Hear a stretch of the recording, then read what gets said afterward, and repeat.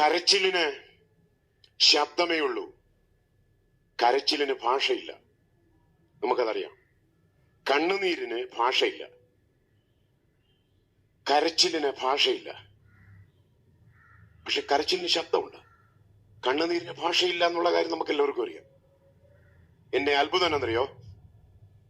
ഒരു കാക്കക്കുഞ്ഞ്, ഒരു കാക്കയുടെ കുഞ്ഞ് കരയുമ്പോ അത് ആഹാരത്തിന് വേണ്ടിയാണ് കരയുന്നതെന്ന് അറിയുന്ന സ്വർഗസ്ഥ പിതാവ് കരയുന്ന കാക്കക്കുഞ്ഞിന് അത് എത്തിച്ചു കൊടുക്കുമെന്ന നമ്മൾ ചുമന്നുകൊണ്ട് നടക്കുന്ന ഈ പുസ്തകത്തിൽ എഴുതിയിരിക്കുന്നത്.